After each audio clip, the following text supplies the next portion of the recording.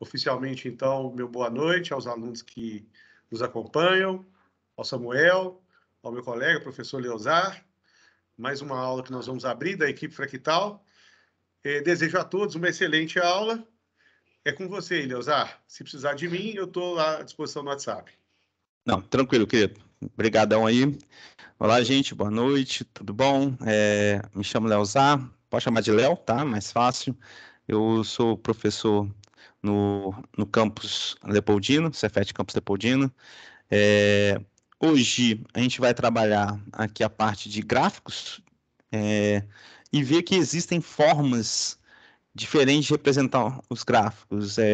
Tem gráficos de função, gráficos envolvendo a parte estatística mesmo, trabalha muito a parte de gráficos, gráficos que representam o movimento, e para cada gráfico a gente tem uma análise importante a ser feita. Eu acho isso interessante porque tem gente que acha que sabe olhar o gráfico, e muitas vezes peca em alguns detalhes, e tem gente que fala que não sabe olhar o gráfico porque só quer olhar a figurinha, não interpreta bem. Independente do curso que você queira fazer depois, se você vai seguir a técnica ou não vai, você vai ver que é fundamental você representar seus dados, a sua função, ou seja o que for, na forma de gráficos, tá? Então, na estatística, por exemplo, você tem gráfico de barras, histogramas, gráfico de linhas, gráfico de setor, gráfico blockspot, tem vários tipos de gráfico. Em funções, quando você trabalha função, você trabalha com os gráficos da função do primeiro grau, do segundo grau, exponencial, logarítmica, funções trigonométricas. Então, saber pelo menos identificar nessas funções algumas características, nesses gráficos, as características deles, é bem importante. Para isso, eu selecionei, aí eu fiz um processo um pouco diferente. Eu não vou dar aula, assim, fazer o negócio do gráfico. Eu peguei as questões da BMAP, desde quando surgiu a BMAP, 2005, se eu não me engano, consegui selecionar questões até 2013, depois eu confirmo aqui. Peguei todo ano as questões desde 2005. E é até legal para vocês verem como que foi evoluindo as questões da BMAP, porque a primeira prova foi em 2005, e dentro dessas questões eu vou dar dicas e desenvolver alguns conteúdos, desde geometria, desde porcentagem, então a gente vai acabar fazendo uma revisão em cima desses gráficos, tá? Qualquer dúvida, por favor, pode ligar o áudio ou chama. O áudio vai ser melhor que eu vou estar abrindo aqui meu programa para fazer a apresentação. Inclusive, eu devo até desligar a câmera para não ficar carregado aqui, mas se precisar, por favor, me chame, tá? Não tenha vergonha, pode ficar à vontade, pode perguntar à vontade. A ideia é essa. Deixa eu só ver seu projeto aqui. Só ver se eu fecho aqui. Tá projetando, pessoal? Vê aí, por favor. Tá sim, professor. Obrigado. Qualquer coisa, se der alguma coisa, vocês me falem, tá? Então, nosso tema aqui vai ser sobre gráficos, né? Podia ter sido plural, em geral. A primeira questão... Opa, deixa eu só mexer uma coisinha aqui rapidinho. Professor, Oi? eu queria saber se tem alguma informação sobre o gabarito da primeira fase, a nota de corte do Cefet. Então... Deixa eu comentar um pouco aqui. Por exemplo, na minha unidade aqui, em Leopoldina, eu fui até o responsável pela prova da UBMEP. Todos os alunos aqui fizeram a prova, não foi escolhido, todo mundo fez, e foi selecionado pelo número de alunos que nós temos aqui da nossa unidade, 19 alunos, os 19 melhores que queriam fazer a segunda fase. Nós tivemos 6, 7 alunos que tiveram notas boas, mas não decidiram fazer. Então, o meu ponto de corte chegou aqui em 50%, tá? Isso depende de cada unidade. Tem unidade que, às vezes, o ponto de corte vai mais alto. Se tivesse alguém abaixo de 10, eu não iria mandar, que aí eu acho que pelo menos 50% tem que ser feito. Aí, cada unidade adota sua referência. Eu não sei de qual vocês estão falando e qual professor que é o responsável. E aí, procura saber aí direitinho, depois que ele pode falar. Beleza? Beleza. É só porque eu sou do Campus 1, de Belo Horizonte, aí eu lembro que teve uma primeira prova que eu não tinha estudado muito, eu tirei uma nota que, teoricamente, na minha escola antiga eu passaria, mas no Cefet eu não passei. É porque possivelmente teve gente que também tirou notas boas ou melhores e aí dentro da seleção você ficou um pouquinho abaixo. Pode ser. Mas pede para saber depois qual foi a média aí do Campus 1, como é que foi, para saber se você está abaixo ou não do ponto de corte. Tá? Que aí esse ponto de corte depende de cada unidade, do número de alunos. A quantidade de alunos do Campus 1 é muito maior do que a quantidade de alunos do meu campus aqui. Então, por isso que o ponto de corte pode ter sido maior aí. Uhum, beleza. Beleza? Bom, então vamos lá, deixa eu compartilhar aqui de novo.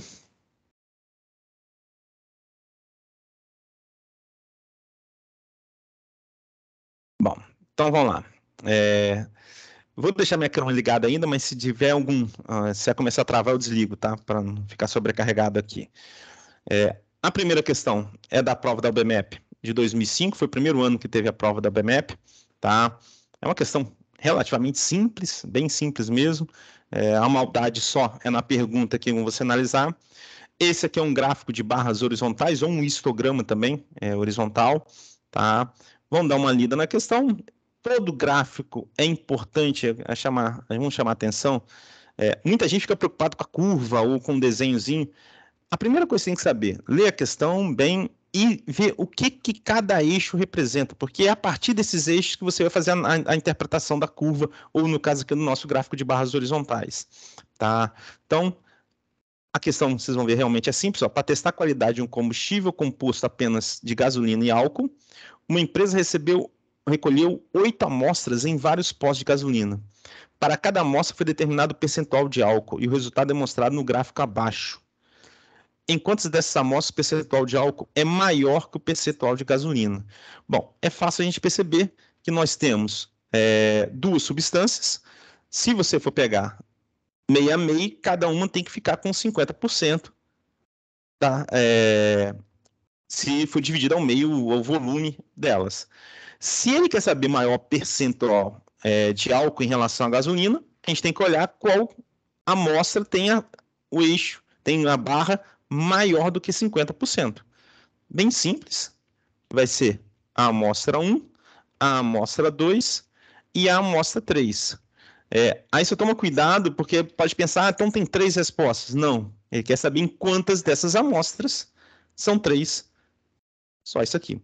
Detalhe, tá, gente? Essas são todas as questões que eu peguei do nível 3, tá? Não peguei nível 1 nem nível 2, não. Nível 3 mesmo. Para vocês verem que tem as questões até de gráfico mesmo, a interpretação gráfica bem tranquila. Esse aqui é uma questão em que a gente tem um gráfico de barras horizontais. Aí, à medida que a gente for andando, eu vou comentando mais ou menos as características desses gráficos, tá? E chamando a atenção. Nome da amostra e aqui percentual. Bem tranquilo, né? Acho que era a primeira prova deles lá na época, eles quiseram colocar uma questão bem de graça para interpretação, mas é uma questão já dá uma dica que a gente tem que olhar quando olha um gráfico. Tranquilo, né? Se tiver alguma dúvida, por favor, fale aí. Vou passar para a próxima, mas se não entender, por favor, gente, pode chamar, pode perguntar à vontade. Essa aqui foi na mesma prova de 2005 e é uma questão bem interessante. Aqui já é um gráfico de função, tá relacionando duas grandezas. Foi muito simples a questão, porque você monta a função e depois você faz a interpretação. Vamos montá-la e eu vou até comentar um pouquinho também a parte física que eu acho interessante a gente ver. Tá? No Brasil, usa-se a escala Celsius para medir temperaturas, e em outros países usa-se a escala Fahrenheit. Para converter uma escala da temperatura da escala Fahrenheit para a escala Celsius, subtrai-se 32 do valor da temperatura em graus Fahrenheit e multiplica-se o resultado por 5 nonos. Qual dos gráficos representa a relação entre as medidas de uma mesma temperatura em graus Fahrenheit e em graus Celsius, indicado por grau C aqui e graus F? Bom, Então, é bem tranquilo a gente falar que uma temperatura na escala Fahrenheit, se eu quero passar para Celsius, eu tenho que pegar essa temperatura, subtrair de 32 e, ao resultado, multiplicar 5 nonos. Quando eu fizer isso, eu terei o valor em Celsius. Acho que é bem tranquilo a aplicação aqui. A Fahrenheit subtrai 32 e, ao resultado, multiplica 5 nonos. Se você quiser fazer a distributiva, 5 nonos de F menos 5 nonos de 32, 5 vezes 2, 10, 15, 1, 16, 160 nonos. A gente tem essa relação entre a escala Celsius e a escala Fahrenheit. Repare que é uma função afim, ou uma função do primeiro grau, tá? Função do primeiro grau. É uma função crescente, porque, só lembrando aqui, tá, gente, o eixo X aqui, a abscissa é em Fahrenheit, a ordenada graus Celsius, então tá tranquilo aqui a isolar, como se fosse y igual a x mais b, tem gente que prefere trabalhar assim. O A é a nossa taxa de variação ou inclinação da reta, tá? Ou também conhecido como coeficiente angular. O nosso B é chamado de coeficiente linear e ajuda a achar onde o gráfico corta o nosso eixo Y. Tá? Então, aqui, quando aqui é positivo, a minha reta é crescente. A gente sabe que a função primeiro grau, o gráfico é uma reta. E detalhe, é uma função real. Toda função é importante a gente saber domínio e contradomínio. Tá? Como a temperatura em Fahrenheit, a gente não teria limites superiores, inferiores a gente tem na física, a gente tem um limite inferior para a temperatura, mas a gente imagina que seja uma função real. E como aqui está limitado de zero para frente aqui, zero a infinito, então é fácil a gente verificar que aqui o gráfico vai ser bonitinho, não tem nenhuma intercorrência. Então a gente tem como possibilidade esse gráfico, que é a reta, esse gráfico ou esse gráfico. Aqui não é uma reta, a gente já pode eliminar, essa também já pode eliminar, só para a gente ver como algumas questões, até no Enem mesmo, pode aparecer dessa forma, tá? Se alguém já está perto de fazer. E essa daqui é uma reta decrescente, então o meu coeficiente angular, minha taxa de variação tinha que ser negativa, que ela é positiva, então a gente elimina essa, tá? E a gente fica entre esses dois. Lembrando que o coeficiente linear, ele me ajuda a achar onde o gráfico corta o eixo Y. Se eu fizer o valor de Fahrenheit 0, o coeficiente linear me dá onde corta o eixo Y, me dá a temperatura em Celsius, menos 60 sobre 9. Essa temperatura, ela é negativa. Então, quando em Fahrenheit for 0, a temperatura vai ser negativa. Ou aqui, e aqui quando está 0, aqui está dando 32. A gente elimina essa daqui. Tá? Quem é esse ponto, gente? Esse ponto é muito importante em função, é a nossa raiz. A raiz é o valor em que a minha ordenada é 0. Então, se você fizer ali o C igual a 0, você acha 5 nonos de F menos 160 nonos igual a 0. Bom, vai ficar 5F igual a 160. Se colocar sobre 9 aqui, eu sei que o pessoal prefere. A gente simplifica. F vai ser 160 sobre 5 igual a 32. Ou seja, quando a temperatura em Fahrenheit for 32, em Celsius é 0, está aqui o nosso ponto bonitinho. Então, uma questão em que a gente tem o domínio dela aqui, real positivo, porque está analisando daqui para cá, tá? Mas ela tem um limite inferior, vou até comentar isso com vocês, e é crescente. Está aqui uma interpretação, uma função de gráfico, uma função primeiro grau, bonitinho, bem simples, nada muito pesado. Alguma dúvida aqui na montagem, na montagem da expressão, na análise do gráfico? Isso aqui é um tipo uma receita de bolo mesmo que a gente acha quando a gente vai montar o gráfico de uma função. A gente acha onde corta o eixo Y, a gente acha onde corta o eixo X, analisa crescimento e decrescimento, tudo isso é como se fosse uma receitinha para a gente encontrar aqui a nossa reta. Tudo bem aqui com a ideia? Acho que essa aqui também não é das mais difíceis também não. Acho que é uma clássica da ideia de função. Eu só quero comentar um detalhe. Não sei se vocês já viram em física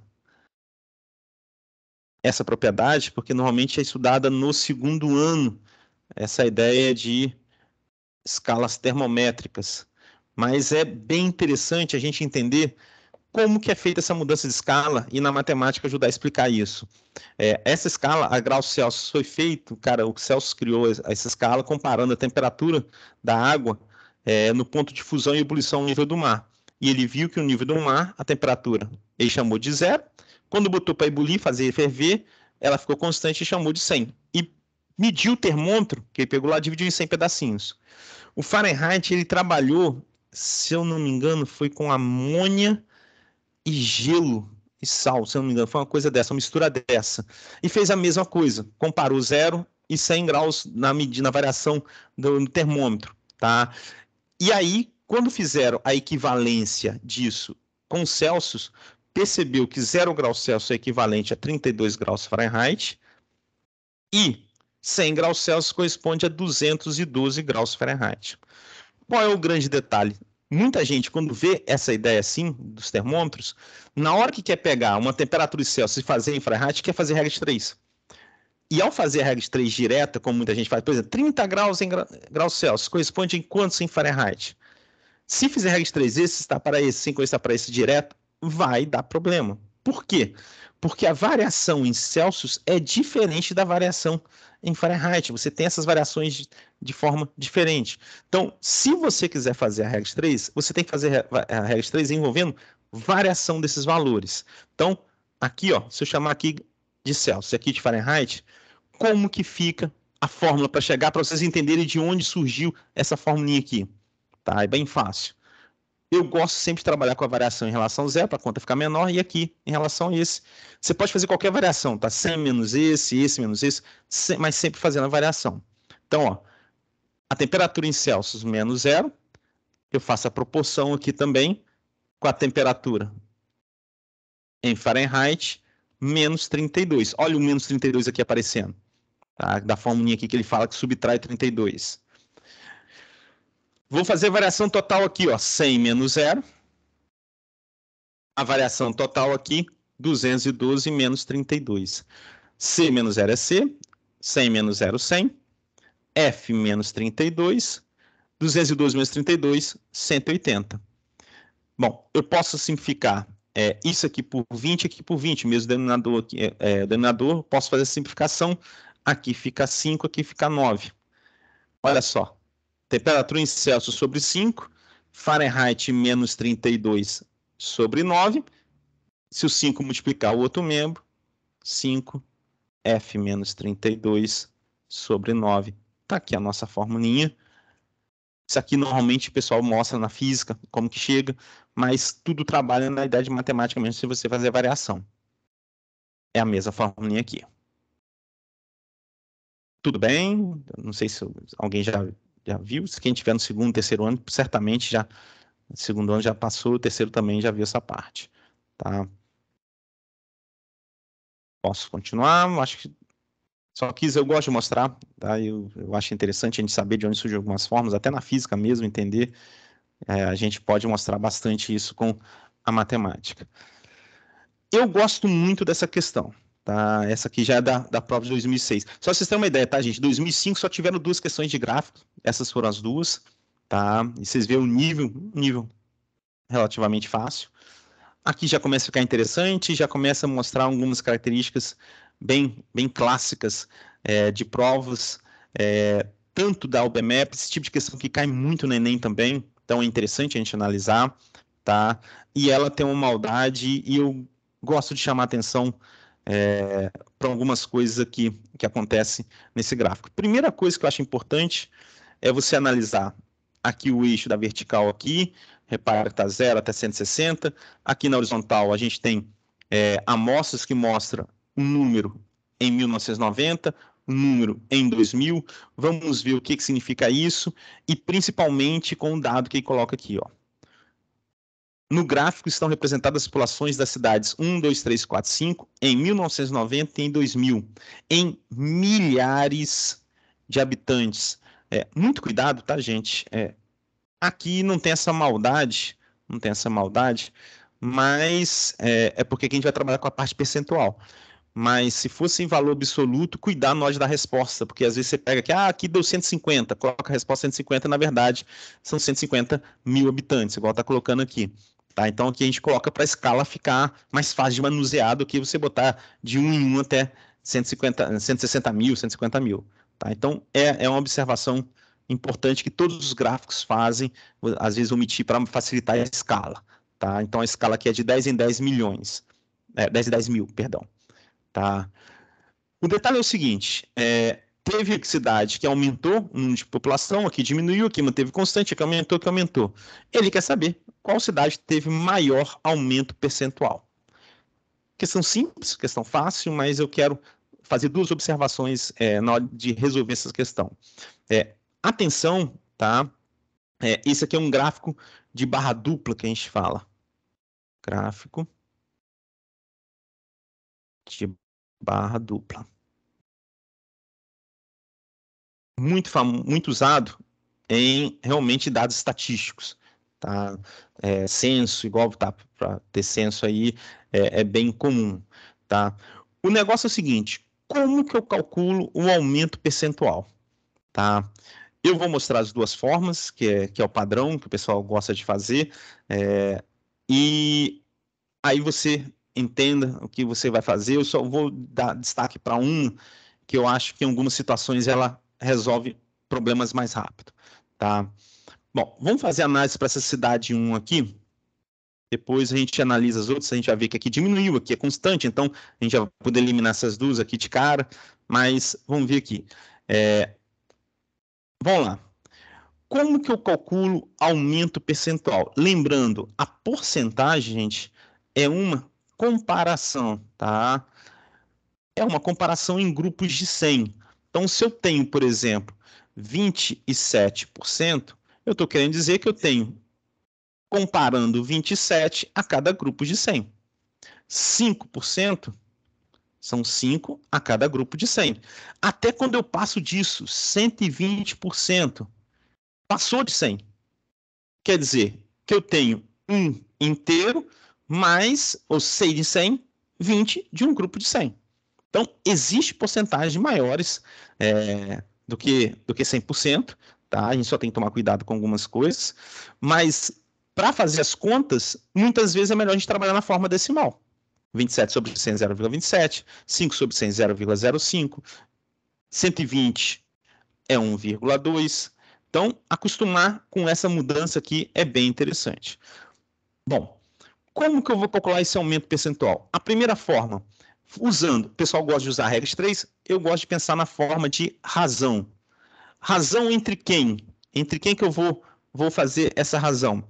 Entre o valor que você teve de aumento dividido pelo valor que você tinha inicial. Eu gosto de fazer assim, mas eu admito que me preocupa que muita gente acaba, na hora de fazer exercício desse tipo, confundindo o que aumentou com o valor que é no final e fazer as contas.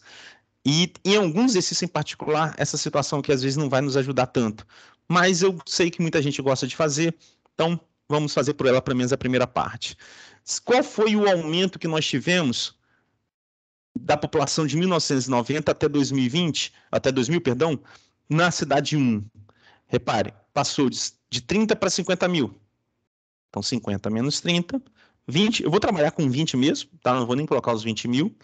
E o valor que eu tinha inicial era 30 mil. Ou seja, 20 em 30, simplificando e dividindo, vai me dar 0,666 a dízima periódica. Isso, em porcentagem, a gente multiplica por 100, aproximadamente 66,6%. Eu prefiro fazer regra de 3. 30 corresponde a 100%, 20 corresponde ao aumento X. É a mesma coisa, pode fazer sem problema nenhum. Beleza? Eu gosto de fazer de uma outra forma. Normalmente eu prefiro fazer por essa, mas eu gosto também de mostrar essa aqui. Eu gosto de usar uma coisa que nós chamamos de fator de aumento. Eu não sei se todos já viram isso, mas eu acho interessante. Deixa eu até abrir uma outra página. Bem rápido, tá? Suponha que você tem um produto que custe R$120 e vai ter um aumento de 13%. Qual vai ser o meu valor final na história? Vamos chamar assim. Então, clássico, bem simples, valor final vai ser o valor que você tem inicialmente, 120, mais 13% de 120.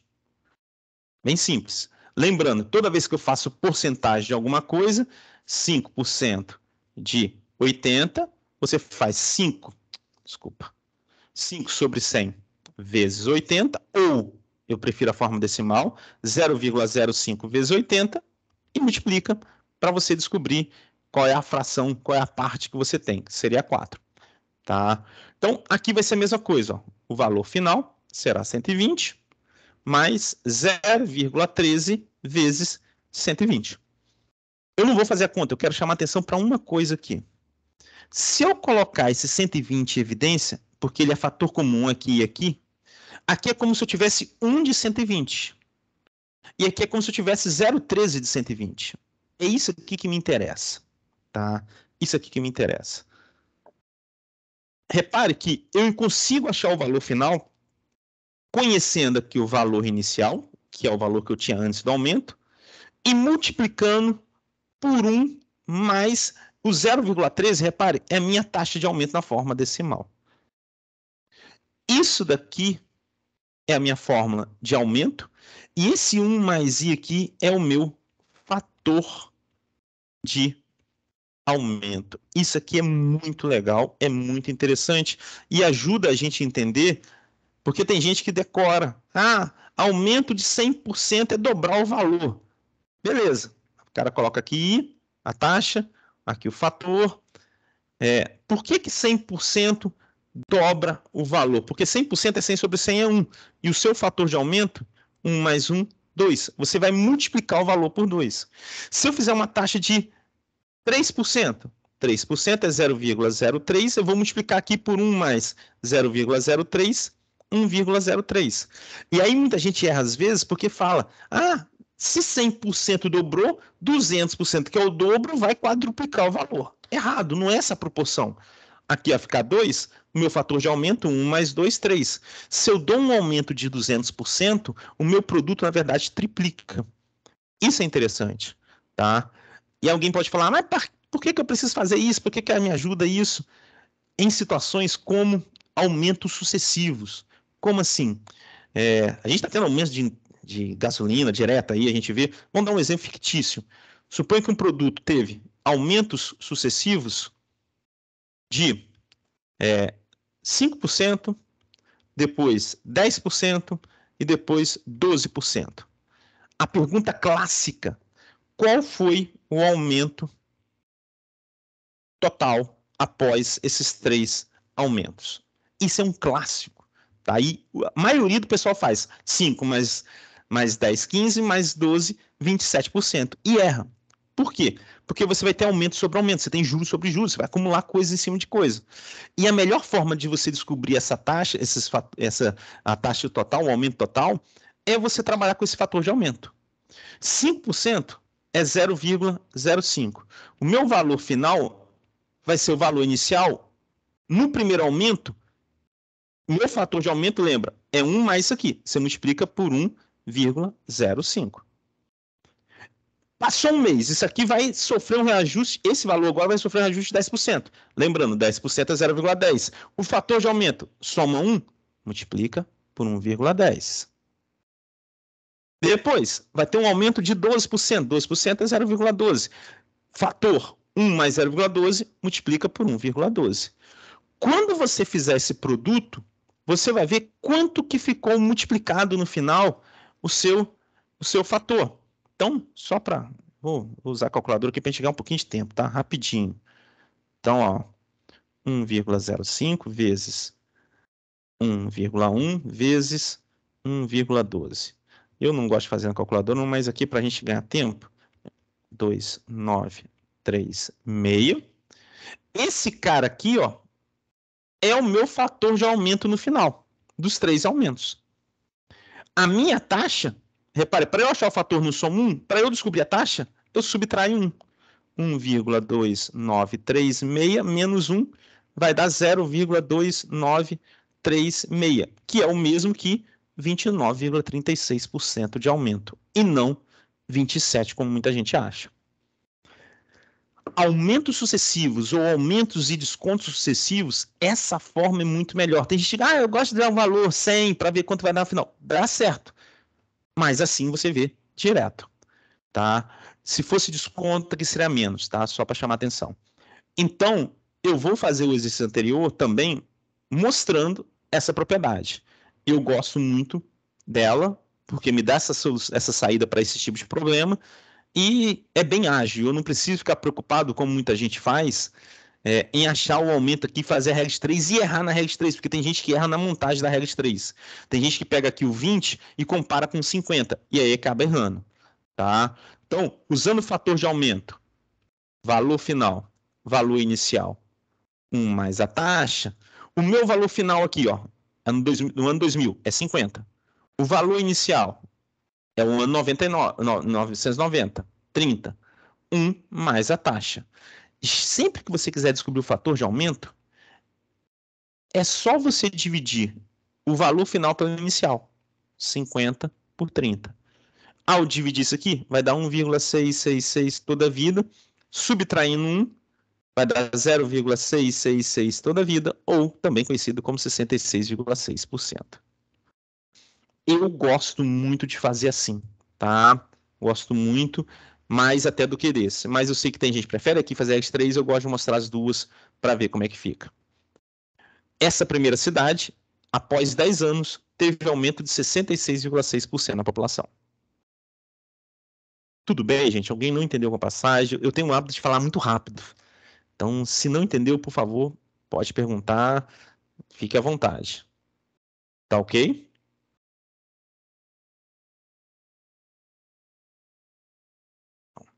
Beleza. Quem falou, vou seguindo aqui, mas se tiver dúvida, pergunte, por favor. Nessa aqui eu não vou nem mexer, porque ele quer aumento aqui, está diminuindo a cidade. Nessa ficou constante. Essa aqui é onde o pessoal empolga e quer marcar direto o 4. Porque de 100 para 150 mil aumentou 50 mil. Aqui só aumentou 20 mil. Mas lembra, porcentagem você compara com o total da população que você tinha inicialmente. Então, a segunda situação ali, eu vou comparar, fazendo a razão. O aumento de 100 para 150 mil é de 50 mil. Dividido pelo valor que eu tinha inicialmente. Bom, 50 sobre 100 é a mesma coisa que 50%. Tá? Ou, se você quiser, valor final, valor inicial, 1 mais a taxa, o valor final, 150, o valor inicial, 100. Esse aqui vai ser meu fator de aumento. Quando eu dividir 100 por 150, dá 1,5. Quando eu subtrair 1, vai dar 0,5, também conhecido como 50%. Aqui deu mais volta. Sem problema. Se você prefere aqui, não tem problema. Eu gosto de deixar claras as duas. Desculpa, aqui é a 4, né? Não é a 2. Essa é a 4, por favor.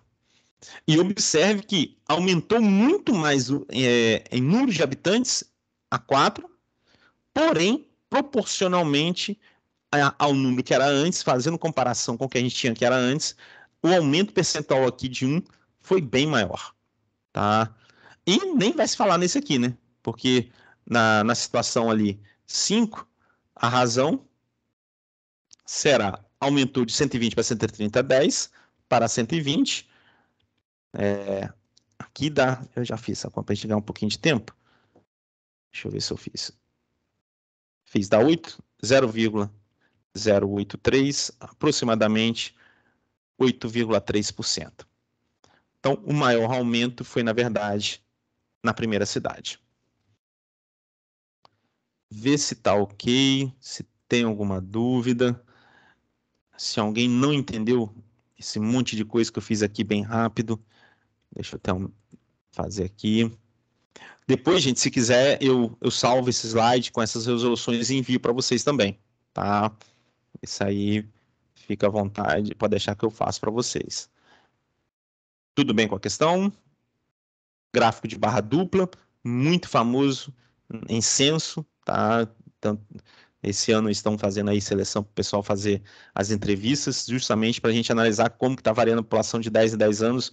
A gente está até atrasado, que era para ser em 2020, nós já estamos em 22 e não foi feito o censo. O censo, repare, foi 1990, 2000, depois teve 2010, o 2020 está atrasado. Tá? Tudo bem? Se tiver alguma dúvida, repito, pergunte, não deixe passar. Tá? Esse é um tipo de gráfico da prova também de 2006 que a UBMEP gosta muito. Tá? Vocês vão ver que a gente vai ver um parecido com esse, mas nos 2, 3 gráficos, às vezes apresentado de forma diferente, mas a ideia é a mesma. Tá? A ideia é a mesma. É um gráfico de linha, tá? Um gráfico de linha aqui, e a ideia é bem simples desse gráfico. Tá? Uma formiguinha parte do centro de um círculo, tá aqui o centro do círculo, percorre de uma só vez a velocidade constante. Isso aqui é muito importante. A física, aí a gente tem que tomar muito cuidado. A velocidade constante, lembra que a velocidade é uma taxa de variação, é a distância percorrida de acordo com o intervalo de tempo. Se isso aqui é constante, por exemplo, 2 metros por segundo, você tira que a distância é a velocidade vezes o tempo que você está gastando, com isso aqui constante. Ou é aquela forma do sorvete, que o pessoal gosta de lembrar lá no movimento uniforme, tá? Eu gosto de deixar aqui porque, se você for pensar, em vez de escrever intervalo de tempo, colocar essa V sobre vezes T, isso aqui é uma função linear, né? É uma reta que passa na origem quando você pegar distância e tempo. Isso vai ajudar a gente a interpretar aqui, tá? Então, identificar a propriedade é importante quando é movimento uniforme. Bom, só tem uma pegadinha aqui, tá? Qual dos gráficos a seguir representa a distância D da formiguinha ao centro do círculo? Ou seja, como que está mudando a distância da formiguinha em relação ao centro, à medida que ela está andando? É isso. Tá? Então ela começa aqui no centro, vai andando, repara que ela está afastando do centro, até chegar aqui na borda do círculo. Esse aqui justamente é o raio do meu círculo. Ela vai andar sobre a borda, ou seja, o tempo todo ela vai estar a uma distância fixa do centro. E depois ela volta ao centro, ou seja, diminui a distância em relação ao centro. É isso que a gente vai interpretar aqui no gráfico. Tá? Então, ó, primeira situação. Todos os gráficos têm que começar na origem, porque aqui é onde está o centro do nosso disco. Bom, todos começam no centro, então esse não é o menor dos problemas. Tá? Vai afastando de velocidade constante linearmente aqui. E aí a gente tem aqui o movimento uniforme, a gente sabe que o gráfico é uma reta. Os 3 vão afastando aqui em forma de reta. Então, por enquanto, não tem problema nenhum dos 5 gráficos. Agora, durante o intervalo de tempo, a distância dela em relação ao centro não varia. Se você não varia a distância, você fica constante no trecho. Tá? Você está mantendo a mesma distância em relação ao centro. Então, não vai variar o afastamento à chegada. Aí a gente já consegue eliminar 3 desses gráficos. Por quê? Ó, aqui ficou constante. Ó. Aqui ó, é onde chegou no raio. Ó. Raio, aqui chegou no raio. Aqui, por exemplo, se chegou no raio, aqui tinha que continuar constante e não diminuir. Ele não diminuiu a distância. Então a gente elimina esse. Aqui, ó, teria que continuar constante. Aqui já está voltando, não tem nada a ver. E aqui parece que fez um arco de parábola, não sei o que é isso aqui, não tem nada a ver. Agora, a dúvida e a pegadinha está entre essas duas. Por que a pegadinha? Porque se fala da distância em relação ao centro, quando ele começa a fazer esse caminho de volta, ele começa a diminuir essa distância. E como é movimento uniforme, só que agora está regredindo, aqui ele afastou o que está regredindo, aqui na física a gente tem até que colocar o sinal de menos. O sinal de menos indica que ele está voltando em relação à origem. E aí a minha reta tem que ser decrescente. Ele tem que estar voltando em relação à origem.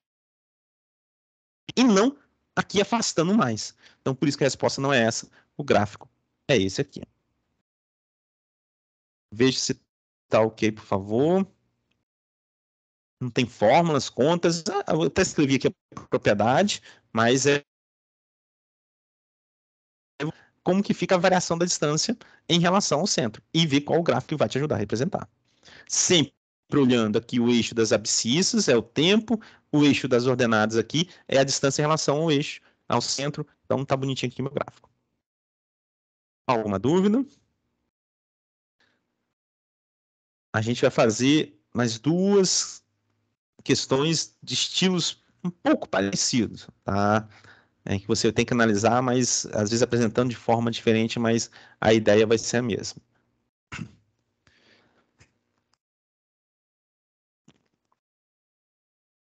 Essa é uma das melhores. Gosto muito dessa questão.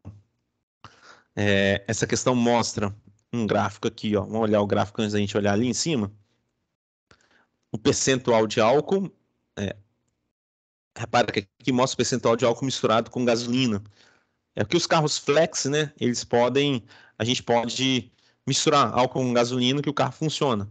Então, se você abasteceu, a nossa gasolina tem 24,5% de álcool. Acho que até aumentou um pouquinho.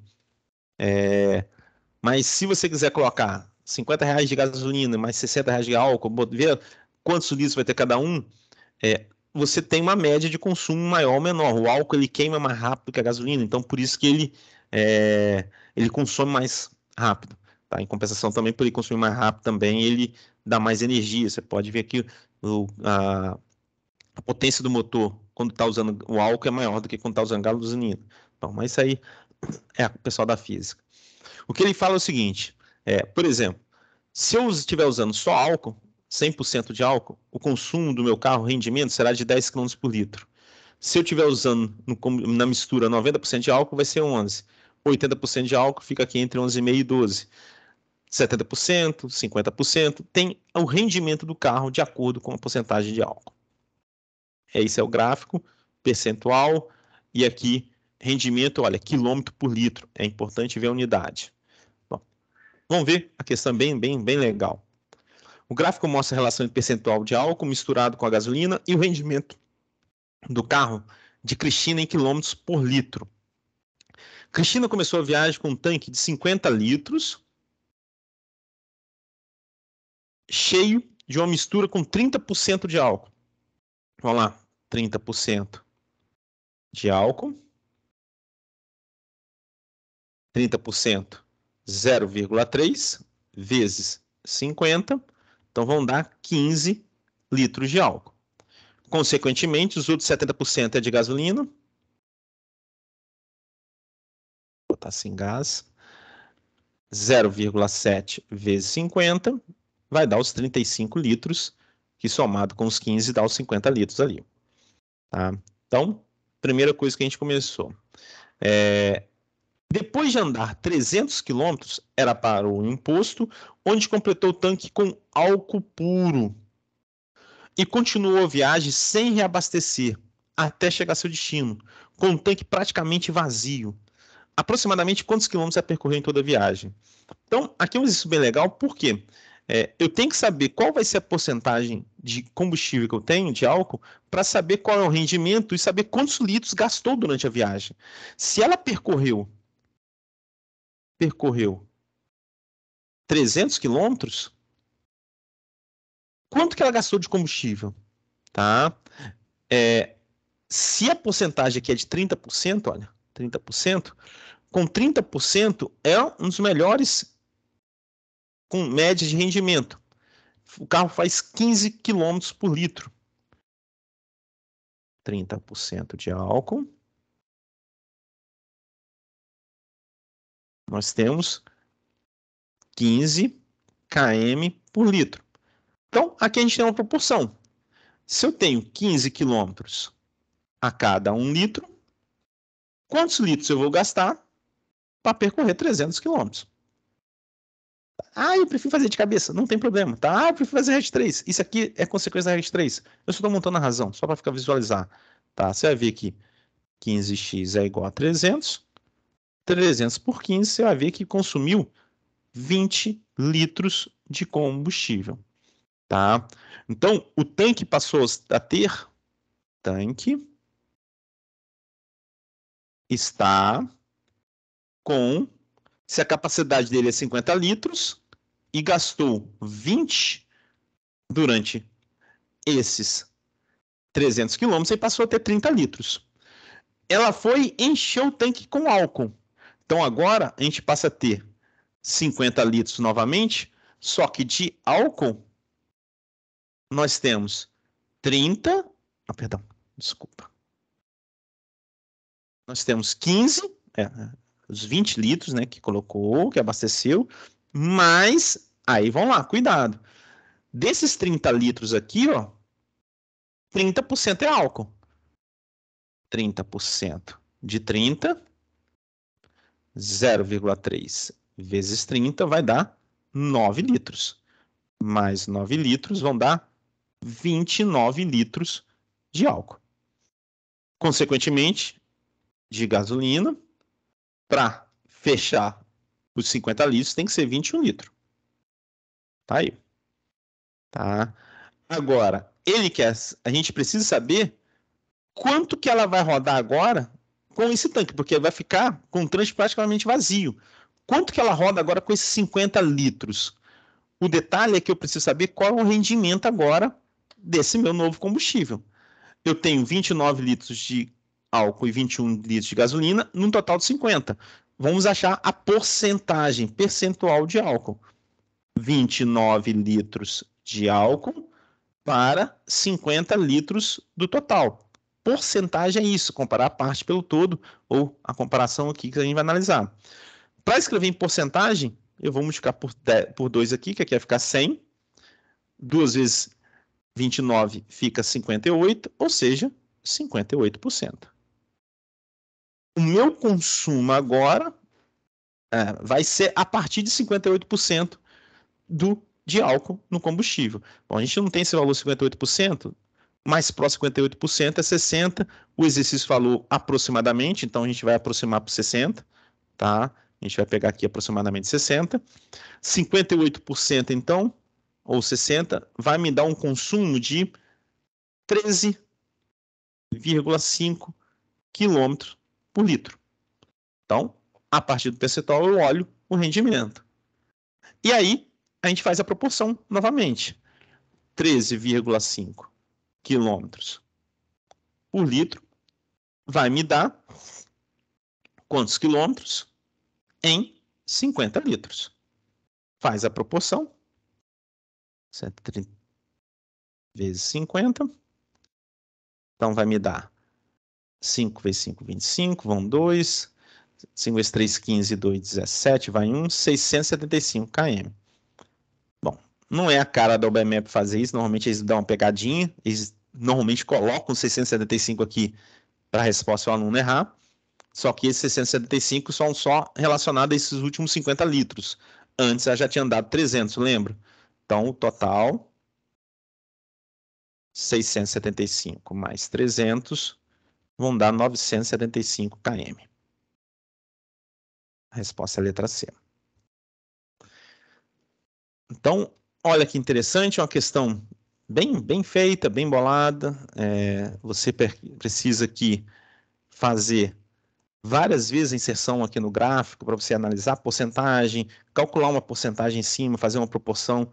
É uma questão bem completa, bem interessante, e mostrando o consumo de carro. Entender por que o álcool normalmente é mais barato, se fica mais vantajoso você usar quando está 70% do preço da gasolina, abaixo de 70%. Você pode usar o álcool, mas acima de 70% a gasolina já é mais vantajosa. Tem a ver com dados desse tipo, tá? Tem a ver com dados desse tipo. São muitas experiências, muita coisa que mostram esse consumo de acordo com o combustível. Tudo bem? Estou indo muito rápido, gente. Se tiver, vocês me falem, por favor, tá? Essa aqui é bem interessante. Do mesmo ano. E essa eu acho legal porque muita gente quer, ao olhar o gráfico assim, quer calcular o gráfico, a equação dessa reta e a equação dessa reta. E muitas vezes você não precisa achar função aqui desses dois pedaços, seria dividido por duas sentenças, mas ele te ajuda a fazer toda a interpretação do que a gente vai precisar aqui através dessa variação que está tendo essa diferente variação. Tá? Então, aqui mostra dias e ração, tá em porcentagem aqui, aí diz quantidade inteira.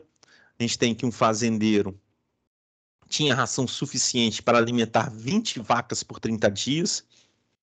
Repare que aqui não fala nada da quantidade de vacas, tá?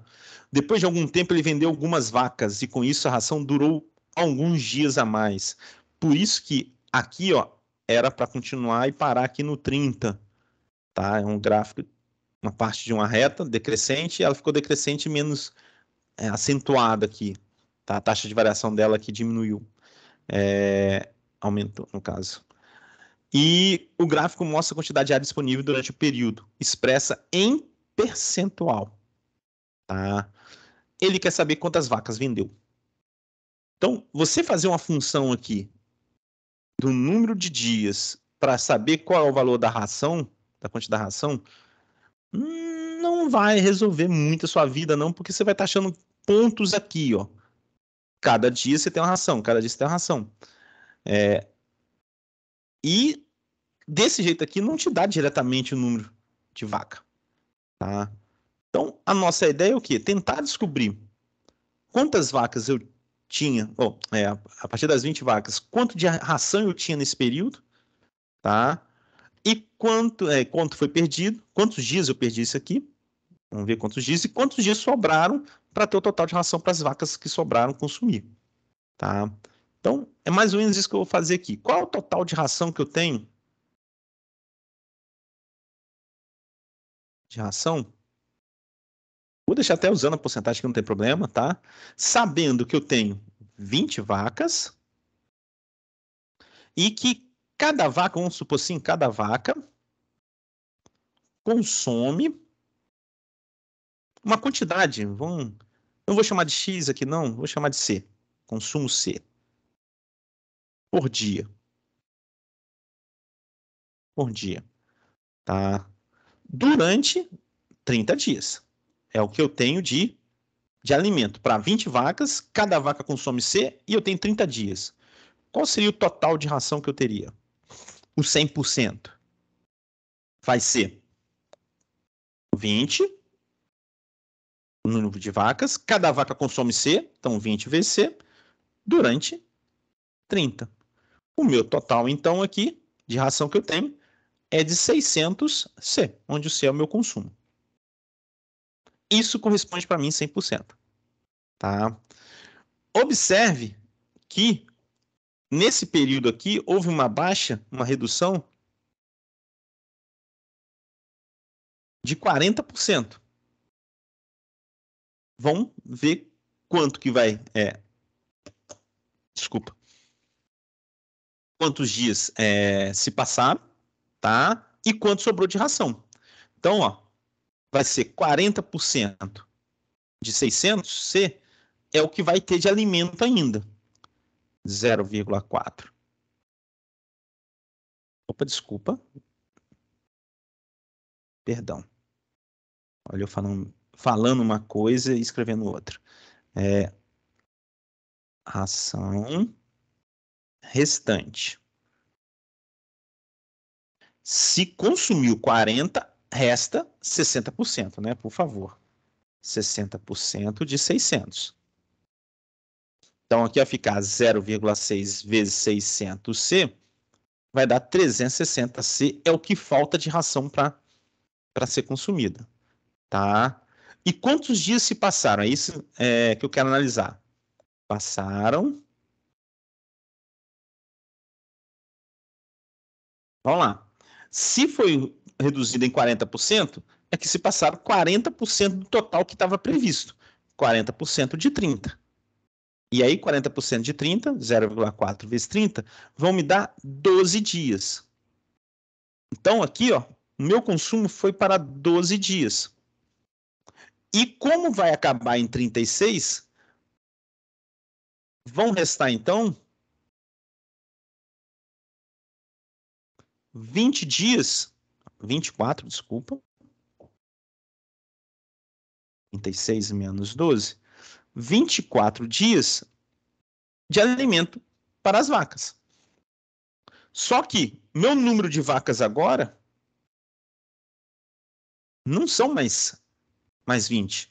São 20 menos as X que venderam. X vendidas. Que é justamente o que a gente está querendo aqui no exercício. Quanto que eles venderam. Elas continuam consumindo C. E no final vai ter consumido, nesses 24 dias, 360C. Então, vamos fazer a mesma conta que eu fiz aqui em cima. Meu novo total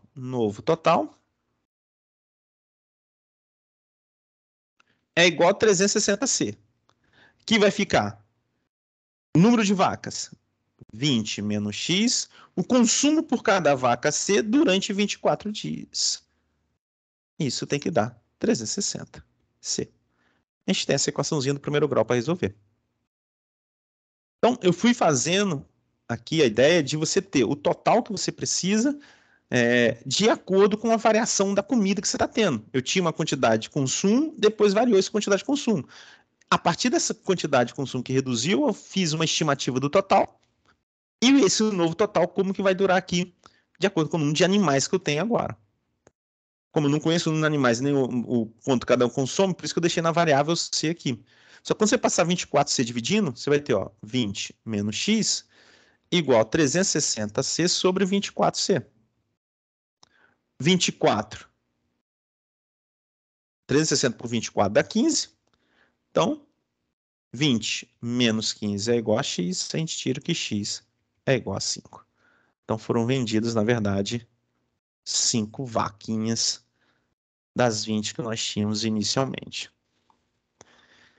Repare que eu posso, gente, construir o gráfico dessa função, escrever a equação dessa função, tá? Achar a inclinação da reta, usando y igual a x mais b, dessa aqui também.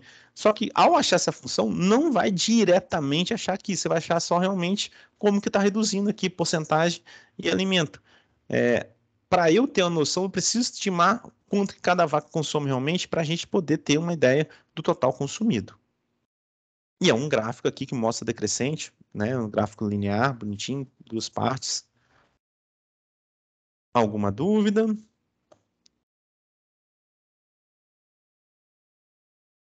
Nós temos algumas características de alguns gráficos aqui na próxima questão que eu acho que é bem interessante.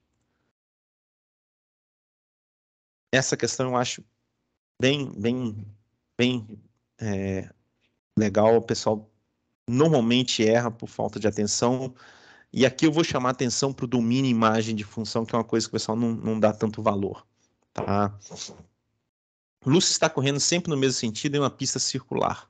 Tá? Então, suponho que isso aqui seja um círculo. Está parecendo um ovo, né? Mas suponho que seja um círculo. Ela está sempre no mesmo sentido aqui. Tá? E qual dos gráficos aqui descreve o número m de voltas completas que ela dá em função da distância que ela percorre? Isso aqui é bem importante, tá? A minha função aqui, ela está definida de x, onde x é a minha distância. Lembrando que distância eu posso andar? 1 metro, 1,5, 1,8 pi metros. Então, a distância é um número real. Como ela está andando sempre no mesmo sentido aqui, eu vou ter só números positivos e começando do zero se ela está aqui no início. Então, a minha distância aqui, eu vou trabalhar com os números reais positivos aqui. Tá?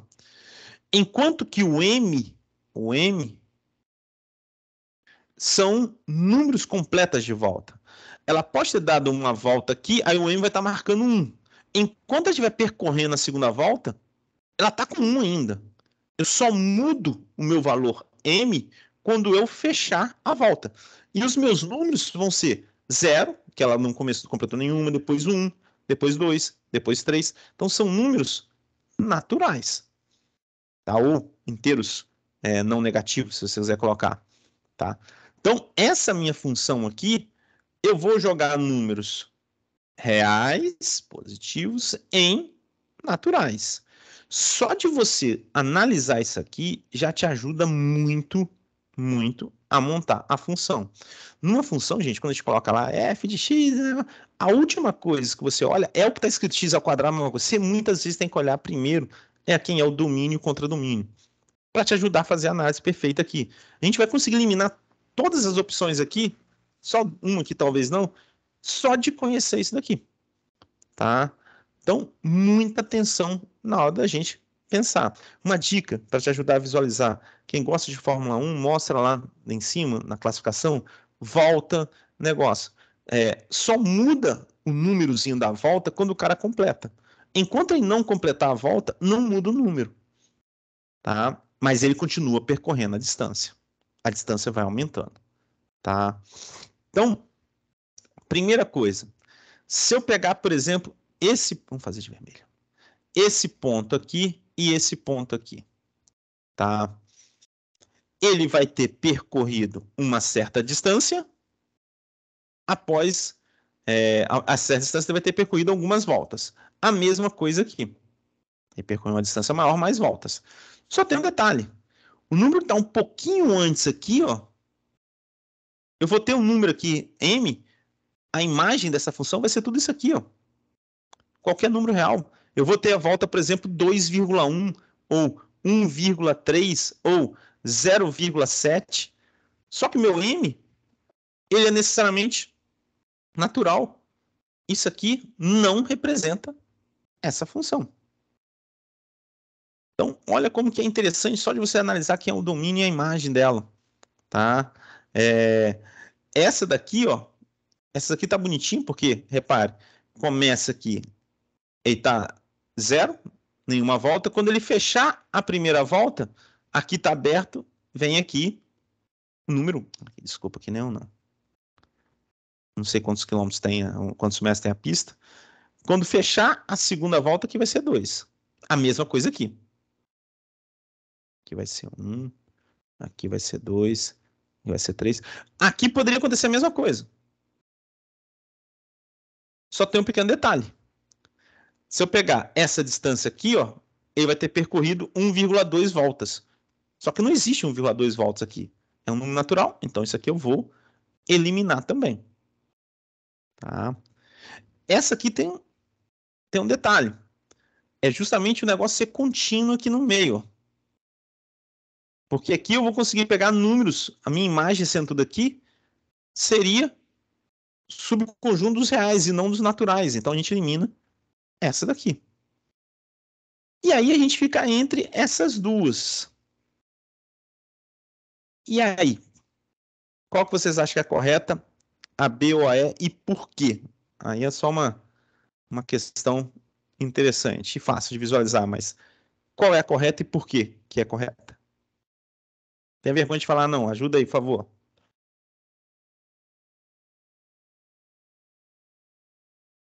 Ninguém?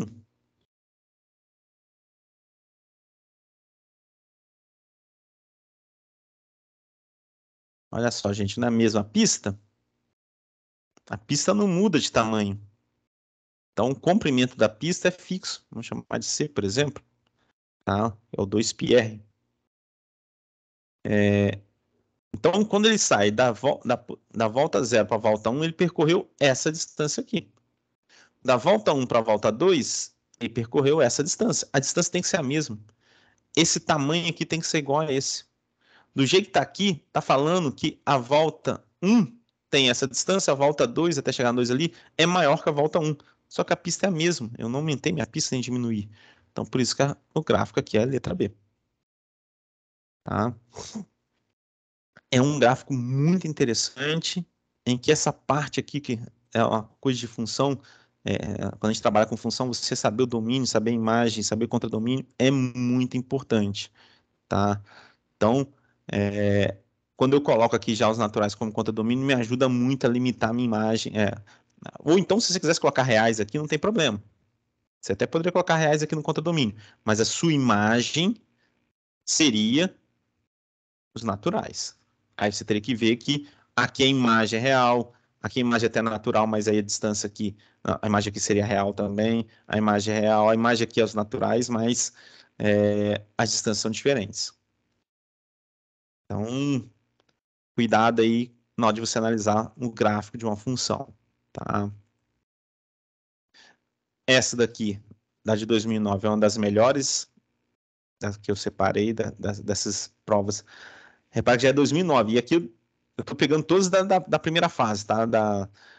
Tem a segunda fase, tem algumas questões de gráfico também, mas achei que ficar muito específico aqui. É bem legal aqui já falar um pouquinho de geometria, que eu acho bem interessante visualizar, tá? É uma questão que mistura propriedades, visualizar alguma coisa aqui. Eu vou fazer de 2 visualizações. Aqui você tentar chegar na hora é importante visualizar. Primeiro, o semicírculo aqui da figura tem centro O e diâmetro PQ igual a 2. Então, aqui, cada pedacinho desse aqui vale 1. Já vou destacar aqui, é o meu raio. Então, o raio OR é perpendicular a PQ. Perpendicular a PQ. Por um ponto M de R, traça-se a corda AB perpendicular a OR. Bom, uma coisa importante, tá? Toda vez que você tem essa corda, quando você tem aqui perpendicular, essa corda aqui também forma os 90 graus com o raio, tá? Propriedade, até porque a reta tangente aqui também forma um 90 graus com o raio. Eles são paralelos. Então, é uma propriedade importante, te ajuda a resolver o problema. Uma das formas de resolver o problema é por aqui, tá? Seja x o comprimento RM em centímetros e y essa área aqui, ó, tá? Qual dos gráficos abaixo representa a relação de x com y? Se eu aumentar ou diminuir o x aqui, como é que fica a relação com o y? É isso que eu quero saber, tá? Vamos tentar achar uma relação aqui. Isso aqui é um quadrado, então a área do quadrado, a nossa área ali é y, tá? Se o quadrado for o lado L, o lado será a raiz quadrada de y. Bem tranquilo de ver que aqui é a raiz quadrada de y. Outra propriedade importante, tá? Aqui dá para mostrar até por semelhança, tá? Se você fechar aqui, ó, esse triângulo grandão é semelhante ao que formaria aqui menor. E esse triângulo aqui, ó, se você pegar assim, ó, aqui ele é mediano, divide ao lado ao meio. Então aqui também vai dividir o meio. O meu M aqui é ponto médio do segmento AB. Então aqui, ó, é raiz quadrada de y sobre 2. Aqui é raiz quadrada de y sobre 2. Agora que vem a grande sacada. Aqui a gente tem 2 situações para poder fazer para chegar numa expressão que relacione x com y. A primeira é você fazer esse triângulo aqui, ó. Esse triângulo aqui. Destacando aqui. Ou de cá. Então, tá, pode ser. Porque aí, a partir desse triângulo, deixa eu fazer o desenho dele aqui do lado, a gente tem a seguinte situação. Assim, assim e assim. Isso aqui. Se aqui é x e tudo aqui é raio, esse pedaço aqui é o raio 1 menos x. Então, esse pedacinho aqui, ó, M, ó, é 1 menos x. M, A, aqui é a raiz quadrada de y sobre 2. E o de vermelho aqui, você saindo daqui até aqui, isso aqui é raio. Isso aqui vale 1. Essa é uma propriedade que a gente pode fazer o teorema de Pitágoras e achar uma relação entre x e y. Uma outra forma, vou fazer aqui do lado, que eu já vou montar ali também, é se você fechar essa circunferência aqui. Suponho que eu consiga fechar aqui. Aí, bonitinho. E se eu fechar aqui, fechar o meu diâmetro aqui, ó. E usar uma propriedade que a gente chama de potência de um ponto. A potência do ponto M ali.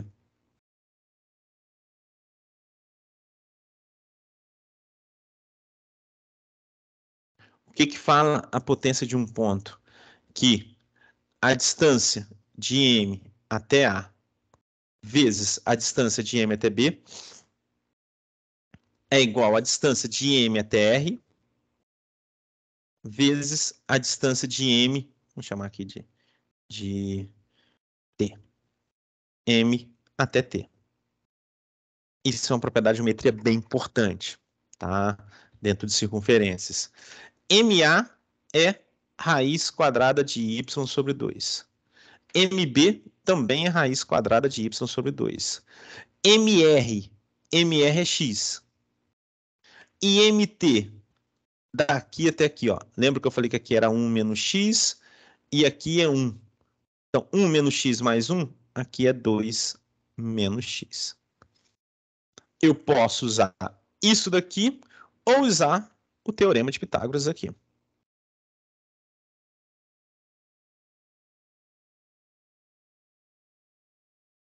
Teorema de Pitágoras. Hipotenusa ao quadrado igual à soma dos quadrados catetos. As duas vai dar o mesmo resultado, vai dar uma equação, uma função, na verdade, e a gente tem que saber dessa função qual que é representada nesses 4 gráficos. Aqui é uma função, a gente analisa depois domínio, imagem, domínio, condomínio, imagem, a gente vai direitinho. Mas a ideia de como foi montada aqui você precisa ter o conhecimento de geometria primeiro, para depois ver a ideia de realmente de função. E aqui a gente vai revisar qual o conceito de função que vai aparecer aqui, tá? Então aqui vai ficar 1, raiz de y ao quadrado sobre 2 vai ficar y sobre 2. Gente, cuidado, o pessoal empolga querendo cortar aqui, esquece de fazer o quadrado. E uma outra observação, raiz de x ao quadrado é módulo de x. Por quê? Muita gente acaba fazendo raiz quadrada de menos 2, por exemplo, ao quadrado, cortando aqui e dando menos 2. E não existe isso. Tá? Você tem que sair sempre em módulo. Por que eu não coloco módulo aqui? Porque o meu y representa a área e é um número positivo, raiz de y é um número positivo aqui, não tem problema. Tá? Então, são algumas observações que mais para frente, em matemática, isso faz uma diferença. Produto notável, quadrado primeiro, 2 vezes primeiro vezes segundo. 1 menos 1 aqui, quando eu passar, vai simplificar, vai dar 0. Vou deixar o y aqui e vou passar os outros dois aí para o mesmo, menos x ao quadrado mais 2x igual a y sobre 2, fazendo a proporção. Y sobre 4, por favor, aqui, ó. Chamei atenção para não simplificar e eu mesmo esqueci. Aqui, 4. Fazendo a proporção, o y vai ser menos 4x ao quadrado mais 8x. Tá aí. Se fizer aqui, dá a mesma coisa, tá? Aqui vai ficar y sobre 4. Aqui vai ficar 2x menos x ao quadrado, fazendo a proporção 8x menos 4x ao quadrado. Observe. Função do segundo grau. Função do segundo grau completa. Todo gráfico de função do segundo grau é uma parábola. Tá? Lembrando que quando a gente tem uma função do segundo grau, o termo, quando a gente pega y igual, nós temos algumas características importantes aqui desses coeficientes. Esse coeficiente C me ajuda a achar onde o gráfico corta o eixo Y, tá? Então, quando não tem o C aqui, ele passa na origem. E todos aqui passam na origem. Então, isso é interessante. O gráfico é uma parábola. Isso aqui não tem cara de parábola. Isso aqui é uma reta, também não tem cara de parábola. Isso aqui, vamos deixar aqui, mas também não tem cara de parábola. Ah, mas isso aqui não é parábola. Aí que está o grande detalhe. Essa função, se você for construir o gráfico dela aqui bonitinho, é uma parábola côncava para baixo, tá? Passando aqui no 0, 0. As raízes aqui, se você igualar a 0, isso aqui, se você igualar a 0 para achar as raízes, 8x menos 4x ao quadrado é igual a 0. Colocando x em evidência, 8 menos 4x igual a 0. Você vai tirar x igual a 0, onde o x aqui é 0 mesmo.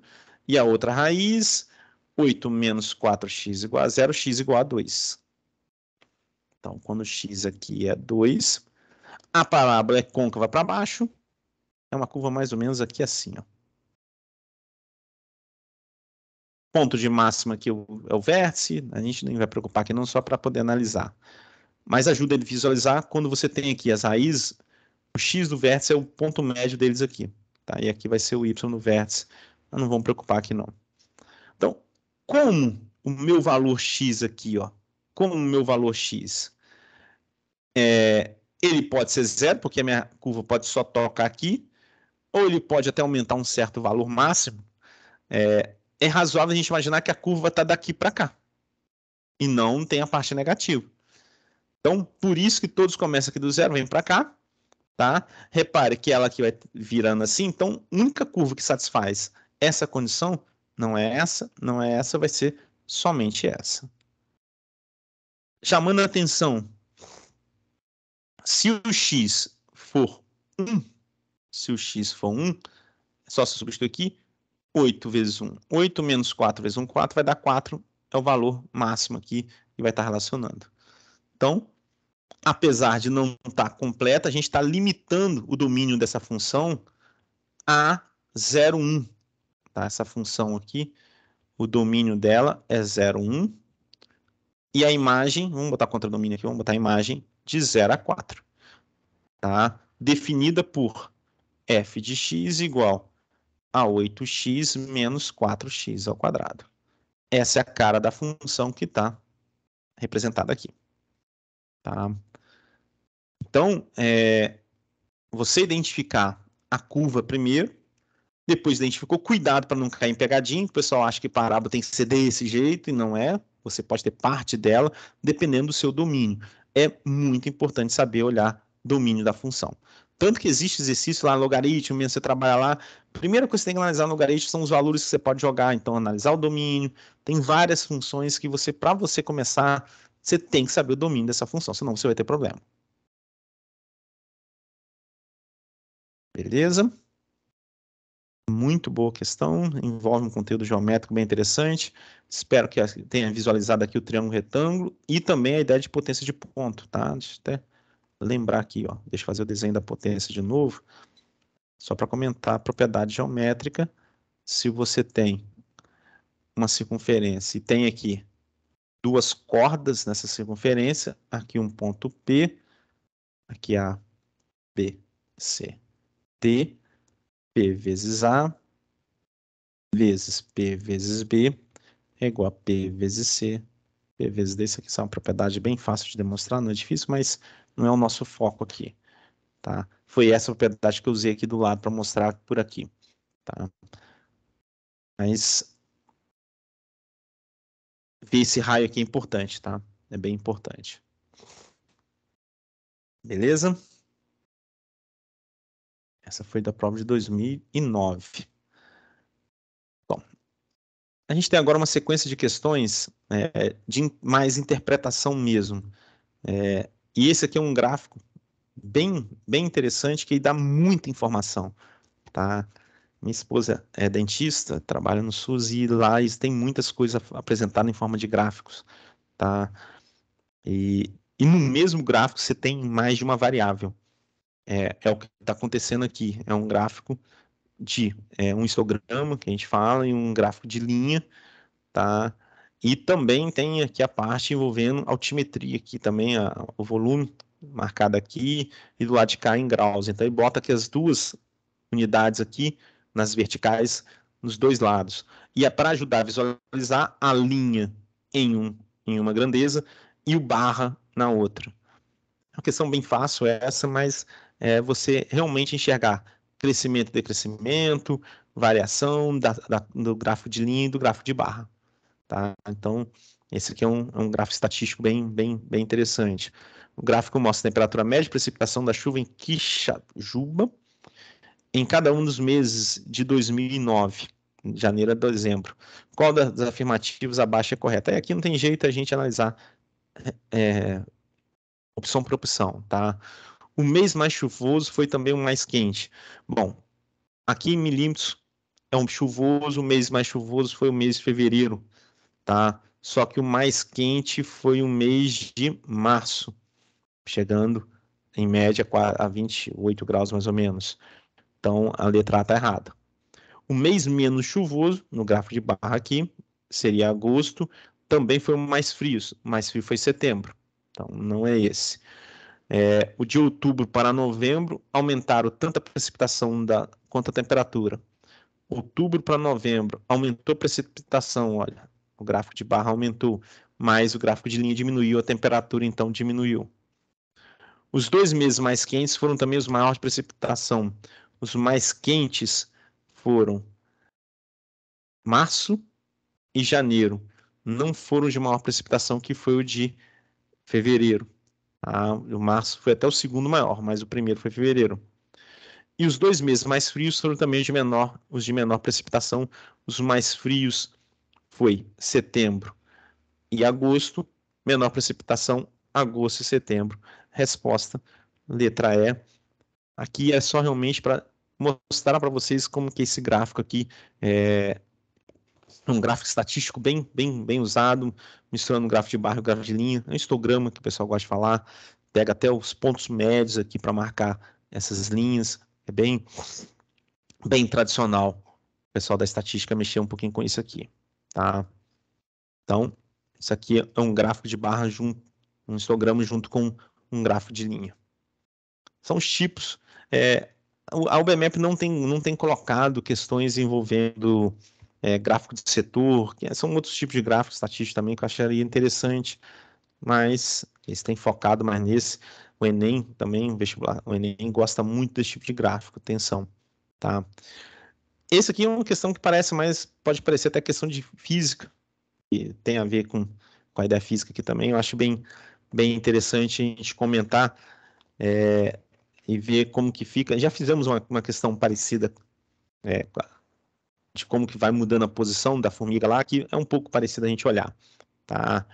Vamos lá, o gráfico mostra a operação de 3 trens na cidade de Quixajuba, de 8 horas às 8 horas e 30 minutos. O eixo horizontal mostra o horário e o eixo vertical mostra a distância a partir da estação alfa. Então, deixa eu até chegar um pouquinho aqui para o lado. Vamos supor que nós tenhamos a nossa estrada férrea aqui. Deixa eu até fazer diferente. Deixa eu fazer assim.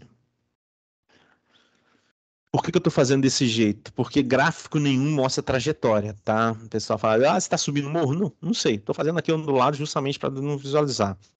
Gráfico só mostra sua mudança, no caso aqui da posição aqui, de acordo com o tempo passando, tá? Então aqui começa a estação alfa,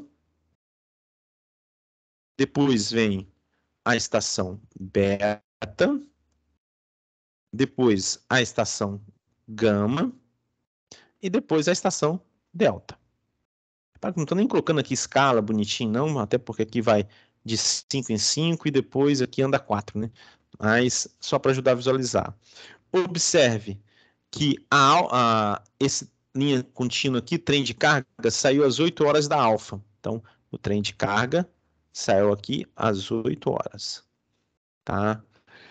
O trem de passageiros também saiu da estação alfa. Tá? Saiu daqui para cá, está crescendo, então ele está afastando da origem. Então, o trem de carga também saiu daqui, só que ele saiu 1, 2, 3, 4, 5. Então, anda aqui de 2 em 2. Então, saiu às 8 horas e 14 minutos. Só para a gente entender a posição. Tá? Enquanto que o trem de passageiros, ele saiu lá da delta. E vem em direção a alfa. Esse aqui vão em direção a delta. É isso. Tá? Ele saiu aqui às 8 horas e 2 minutos. Assim que a gente analisa o gráfico e vamos ver o que ele vai falar aqui, que através das informações que vão fazendo aqui, a gente vai fazendo a interpretação mais detalhada do gráfico. O trem de passageiros leva 6 minutos para ir da estação beta à estação alfa. O trem de passageiros é essa pontilhadinha aqui. Ele está na estação beta aqui, ele chegou na estação beta às 8 horas e 16 minutos, ficou aqui parado até as 8 horas e 22 minutos, 2 minutos aqui depois, tá? E aí ele foi em movimento uniforme aqui até chegar aos 8 horas e 30 minutos aqui. Então, 8h22 até 8h30, na verdade ele gastou 8 minutos e não 6. Então, ele está vindo para o início da estrada, saindo da posição aqui, da beta até aqui, da beta até aqui, são 5 quilômetros, ele gastou 8 minutos para vir. Tudo bem com a ideia aqui? Quem está vindo, quem está indo, acho muito importante vocês verem isso. Esse aqui é o expresso, né, que saiu trem de carga, o expresso que saiu 8h02. Deixa eu ver aqui. De passageiros, o expresso que saiu 8h14 aqui. O trem expresso para na estação beta. Repare, o trem expresso aqui, ó, ele vai contínuo aqui, ó, movimento uniforme o tempo todo, ele não para. Para você parar, você não muda a sua posição. Ele passa batido na posição beta. Então, essa aqui também é errada. Entre as estações alfa e beta, o trem de carga é mais rápido que o trem expresso. Essa aqui é uma questão bem interessante, tá? Entre a estação alfa e beta, o trem de carga é essa linha aqui, vamos destacá-la. O trem de carga aqui.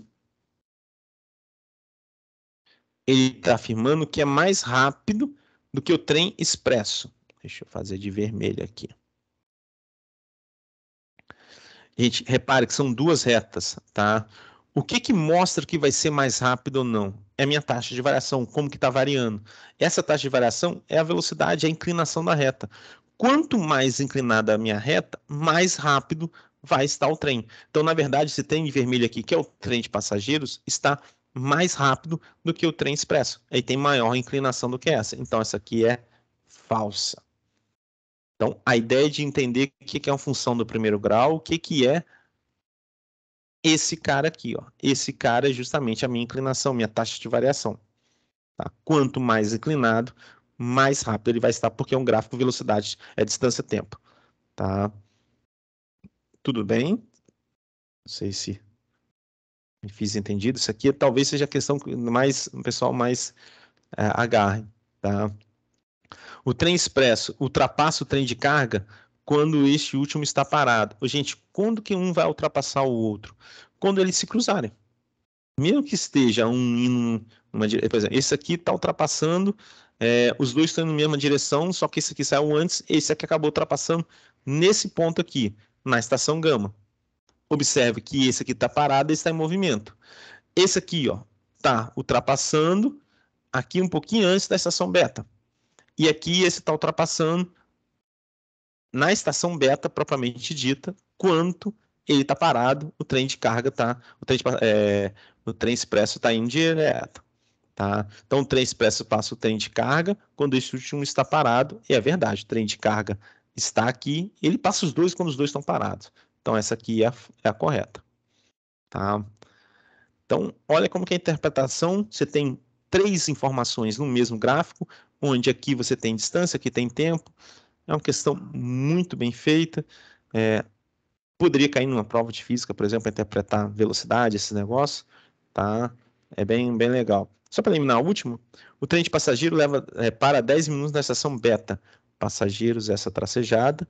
Na estação beta, ele para daqui até aqui. Para parar 10 minutos, ele tem que ter 5 tracinhos. 1, 2, 3. Ele só para 6 minutos.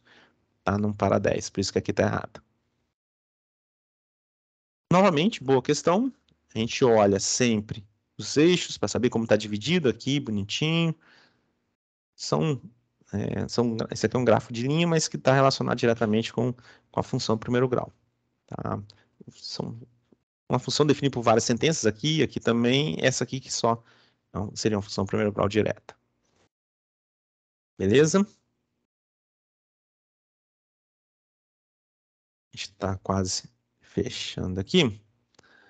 Essa questão é a clássica situação lá do coelho e a tartaruga, tem até desenhos e tem até histórias que contam isso aqui, interessante. Ele... Travou. Fala que o coelho e a tartaruga disputam uma corrida de 800 metros e o coelho ganhou. Ou seja, chegou primeiro ali. Os gráficos representam a relação da distância percorrida e o tempo de cada um deles. Pode-se afirmar que, observe, a distância da prova é de 800 metros e a linha que chegou primeiro a 800 foi essa aqui, ó, porque ela chegou em 2, alguma coisa do tempo. Observe que está dividido aqui de 1 até 2, ó, 1, 2, 3. Então, aqui, cada partezinha aqui, como é minuto de 1 a 2 minutos, ó, cada trecho aqui é 15 segundos. Então, 1 e 15, 1 e meio, 1 e 45, 2. Então, aqui, o coelho chegou ao final após 2 minutos e 15 segundos. Enquanto que a tartaruga, que chegou em segundo lugar, ela chegou nos 800 aqui em 2 minutos e meio. Então, é a primeira coisa que você tem que visualizar aqui. A linha clara representa o coelho, a linha escura representa a tartaruga, tá? E aí, agora, a resposta está de acordo com a correta, de acordo com as opções. Durante o primeiro minuto e meio, a tartaruga ficou sempre à frente do coelho. Na verdade, no primeiro minuto, o coelho ficou na frente, ó. Repare que a linha dela está acima da tartaruga. Elas se encontram aqui nessa posição após 1 minuto. Depois, a tartaruga ficou à frente do coelho. Então, esse primeiro minuto e meio está errado aqui. A tartaruga ficou atrás do coelho por pelo menos 2 minutos. Observe, aqui tem 1 minuto, tá? Daqui até aqui tem mais 2 partes. Se você quiser até considerar aqui, não vai ter problema. Porque ela tá, por enquanto, aqui ela está atrás do coelho mesmo. Então, 1, 2, 3, são 45 segundos, com mais 1 minuto é 1 minuto e 45 segundos. E aqui ele fala pelo menos 2 minutos. Tá errado. O coelho terminou a corrida em 2 minutos e meio. Quem terminou em 2 minutos e meio foi a tartaruga. Então, cuidado. A tartaruga ficou à frente do coelho por pelo menos 30 segundos. Vamos ver. Ela ficou na frente aqui, a tartaruga, nesse trecho aqui, ó. Então, 1, 2, 3. 3 em cada 15 dá 45 segundos. Pelo menos 30 segundos, ela ficou mais de 30. Então, a princípio, a resposta é essa aqui. Tá, beleza? Aqui realmente pode dar dúvida essa daqui, tá? Por quê? Ele fala que o coelho cruzou a linha de chegada à frente da tartaruga 50 metros. A linha de chegada aqui do coelho, aqui, ó, ele chegou nesse tempo aqui, ó. Nesse tempo, qual era a posição da tartaruga? É isso que você tem que olhar. O coelho está no 800, a tartaruga vai estar aqui antes. Qual é a posição? Tá? Aqui, cada traço desse representa 50. Aqui é o 700. Entre os 600 e 700, aqui pode ser o 650, por exemplo. Estou chutando, tá? Então, estaria pelo menos a 150 metros de distância. E não a 50 metros. Então, está errada essa daqui. Resposta, letra D. Olha como que é uma questão relativamente simples, mas se você não identifica quem é curva, por que isso aqui chegou primeiro, tá? Você erra uma questão que não tem fórmula, porque você não tem um gráfico da função aqui, você não tem a fórmula da função, mas você tem, cada ponto representa a abscissa ordenada, tempo e distância. Acho bem legal. E aí, essa questão aqui é uma das melhores. Essas as últimas questões aqui são fantásticas para esse tipo de situação, tá? 2 carros A e B partem de Quixajuba ao mesmo tempo pela estrada que vai para Pirajuba. No gráfico ao lado, a linha contínua e a linha pontilhada representam, respectivamente, a distância entre A e B. A Quixajuba ao longo da estrada em função do tempo. Qual dos gráficos abaixo representa a distância entre os 2 carros ao longo da estrada em função do tempo? É muito boa essa questão, tá? Os 2 partem aqui de Quixajuba para Pirajuba, tanto A quanto B. Eles vêm aqui, tá? Olha que interessante. O A, ele sai mais rápido, porque a distância aqui em relação ao tempo, ó, ele sai mais rápido, chega em 1 hora no quilômetro 100. Vou botar até aqui assim. Aqui é o quilômetro 100. Em 1 hora, o meu A chegou aqui, ó. Enquanto que o B, repare, ele vem aqui assim, até chegar no quilômetro 100, ele vai gastar 4 horas. O B gasta 4 horas. Sendo que, de 1 hora até 4 horas, o carro A, até 4, ele ficou parado. Ele ficou em repouso. Necessariamente ficou em repouso. Eles se encontram aqui, e aí o A volta até os 50 e o B vai até os 100. 150 aqui. Vamos botar aqui assim. 150. Estou chutando que aqui seja aqui a cidade. O que isso quer é que a gente analise como que fica a distância entre os dois durante essa trajetória. Tá? Então, repare. Aqui, ó. Vamos pensar todos eles. Os dois estão na mesma posição aqui quando começou. Então, a distância entre eles é 0. Tanto que todos os gráficos aqui começam do 0. Bonitinho. Tá? Agora, repare. Quando o A sai na frente aqui, o B sai atrás, a distância entre eles vai aumentando. Tá? E depois ela começa a diminuir até eles se encontrarem. Em 4 horas, a distância entre eles tem que ser 0. Então, o gráfico que mostra que a distância entre eles é 0, em 4 horas, é esse e esse. A gente já elimina esses dois aqui. E mais interessante ainda. Em 1 hora, qual é a distância entre eles em 1 hora? Repare, o carro B, ele percorre 100 km em 4 horas. E aqui, como é reto, é movimento uniforme. Passando aqui é uma variação linear. Você pode dividir 100 dividido por 4, aqui vai ser 25. A posição do 1. Necessariamente, como o A está no 100, a distância entre eles é de 75. O que mostra aqui a distância 75 é esse, 75, e aqui a distância 50. Só que a gente já elimina esse. E aí, depois de 75, a distância começa a diminuir, porque esse aqui parou, a tendência é diminuindo. Igual aqui foi diminuindo, igual aqui. Esse aqui manteve constante. Esse aqui está errado. E mais legal aqui, ó, em 5 horas, o A está na posição 50, o B está na posição 100. De 50 até 100, 150, eu tenho 100 metros de distância. A distância é 100. Resposta letra A. Muito bom esse exercício, muito bom. Você tem que saber olhar. A gente usou conceitos físicos, usamos conceito aqui de movimento uniforme, de velocidade, de a reta, variação linear, fazendo a proporção.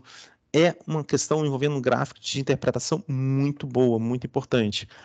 Esse negócio de achar a distância entre os dois é muito famoso, a UBMAP gosta muito, como essa questão aqui, ó. A gente para nelas aqui, nessa última aqui, tá? Que é bem parecida com aquela. 2 formigueiras partiram ao mesmo tempo em direções diferentes de um mesmo vértice de um triângulo equilátero, de lado 2 centímetros.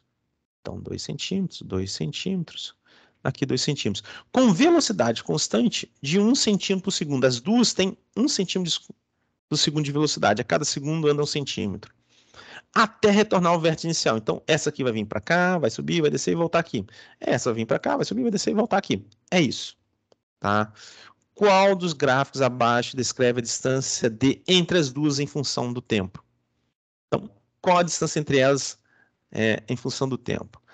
Aqui no início, a distância entre elas é 0. Repare que todos os gráficos começam da origem. Beleza. Onde vai ser a maior distância entre elas? Isso que é legal. Em que ponto elas vão estar mais distantes uma da outra? Como elas andam 1 centímetro por segundo, Essa aqui vai gastar 2 centímetros para chegar até aqui. Essa aqui também vai gastar 2 centímetros e está aqui. Repare que essa distância vai ser maior quando elas estiverem justamente aqui no vértice. Ou seja, após 2 segundos, elas vão estar mais distantes. E essa distância vai ser de 2 centímetros, que é justamente o lado do meu triângulo. Então, após 2 segundos, repare, esse aqui está a 2 centímetros. 2 segundos aqui não está 2 centímetros. 2 segundos aqui também não está. 2 segundos aqui está 2 centímetros. Beleza. E 2 segundos aqui está falando que é zero a distância entre elas. Já ficamos entre esses dois. Mesmo assim, vamos interpretar aqui para a gente olhar. Essa daqui, ó. Essa daqui vai começar a vir nessa direção e essa que está aqui vai começar a vir nessa direção. Como elas estão com 1 centímetro segundo, em 1 segundo, essa vai ter percorrido 1 centímetro, essa vai ter percorrido 1 centímetro. Ou seja, elas vão se encontrar 1 segundo depois dos dois. Se elas vão se encontrar, a distância entre elas vão ser zero. Então, 1 segundo após 2 mais 1 vai dar 3 segundos, a distância tem que ser zero. Repara que aqui ficou constante. Aí, quando elas chegarem aqui, novamente elas vão estar no mais distante possível. Vão gastar mais 1 segundo. Essa veio para cá, essa foi para lá. Vai estar distante em 4 segundos, 2. E elas vão gastar mais 2 segundos para voltar aqui na origem e a distância entre elas ser zero. Resposta, letra D. Então, novamente, a gente analisar movimento uniforme, o gráfico é linear, você analisar a distância entre elas e não só quanto cada um percorrendo, porque se fosse pensar só quanto cada um está percorrendo, isso aqui vai estar pegando 2, 4, 6, o gráfico seria linear assim, crescente. Tá? Então, cuidado, é interessante, tá? No caso da UBMAP, gosta muito desse tipo de questão, mas, em geral, para interpretação, ela é bem legal mesmo. Aqui na frente, essa outra questão também é bem parecida, só que aqui ela sai de um lado e vem do outro, mas é bem interessante, dá uma olhada. Essa daqui também de interpretação é um gráfico misto, um gráfico de barra dupla com uma linha poligonal, também faz de interpretar, tá? Eu quis fazer a aula dessa forma porque eu acho que é mais interessante a gente visualizar, eu tentar mostrar para vocês através do exercício da prova mesmo, do que ficar, vou revisar gráfico da função primeiro grau, gráfico da função segundo grau. Acho que isso não tem tanto, não teria tanto proveito. Espero que vocês tenham gostado. Eu estou à disposição para o que vocês precisarem. Meu nome é Leozar Matos, está ali. Se você quiser mandar e-mail, é leozarmatos@cefetmg.br. Pode conversar com a gente. Tá? Eu estou à disposição que vocês precisarem. Espero que tenha sido interessante, tenha ajudado. E pode procurar o que vocês precisarem. Tá? A gente está sempre à disposição. Eu agradeço aí quem participou, apesar de não falar tanto, mas foi legal. E qualquer coisa, a gente está aí, tá ok? Obrigadão. Até mais. Grande abraço aí, boa noite, bom feriado a todos. Falou, pessoal. Boa noite aí. Abração, bom feriado. Boa noite. Igualmente. Tchau, tchau. Tchau, tchau.